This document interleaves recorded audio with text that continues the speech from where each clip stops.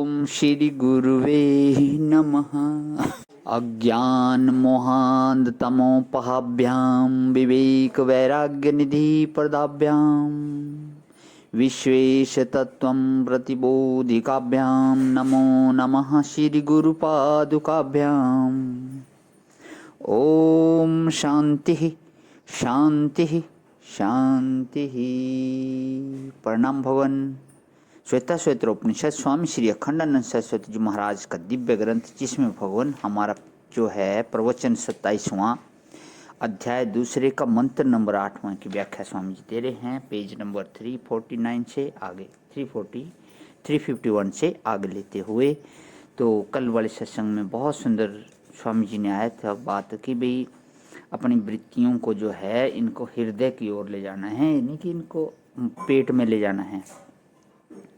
तो भी जैसे आँख से देखने का, कान से सुनने का और त्वचा से छूने का, ये सब संकल्प जो हैं छोड़ देने चाहिए। यहाँ से आगे लेते हुए बोले, कह तो देते हैं कि संकल्प छोड़ दो, संकल्प छोड़ दो, तो हम तो संकल्प को छोड़ देते हैं, लेकिन संकल्प हमको छोड़े तब ना। वह कथा है ना कि दो मित्र नदी के पार घूम रहे थे। दिखा उनको कि कोई कंबल बहा जा रहा है नदी में। एक ने कहा, तुम खड़े रहो, मैं जाकर ले आता हूँ। धारा में कूद पड़ा और जब जाकर कंबल पकड़ने लगा तो वह तो कंबल नहीं था, भालू था। भालू ने उसको पकड़ लिया। अब वह उसके साथ बहे। किनारे से मित्र ने पुकार कर कहा कि छोड़ दो, छोड़ दो। उसने कहा कि मैं तो छोड़ना चाहता हूँ, लेकिन यह कंबल मुझे नहीं छोड़ना चाहता। तो ऐसे ही हुक्म दे देना कि सब संकल्प छोड़ दो, छोड़ दो, तो लोग समझते हैं कि हमने कह दिया और संकल्प छूट गया। यही छुड़ाने के लिए महाराज लोग बहुत जल्दी चेला बनाते हैं। कहते हैं कि देखो, हम तुम्हें अभी संकल्पों से मुक्त करते हैं। माने कोई बुर्का है जो फाड़ कर फेंक देंगे, पर यह कोई बुर्का नहीं है कि जो फाड़ कर फेंका जा सकता है। फिर जब चंदन अक्षत चढ़ावा लिया, भेंट दक्षिणा ले ली, चेला बना लिया, तब बोले कि हम एक मंत्र बताते हैं, इसका जप करना। तब बोले कि मंत्र का जप तो पहले से ही करते थे। कि करते थे तो क्या हुआ, अब हम जो बताते हैं सो जप करो। पहले गुरु को छोड़ो और पहले मंत्र को छोड़ो। अब हम गुरु बनते हैं, हमारे मंत्र को जपो।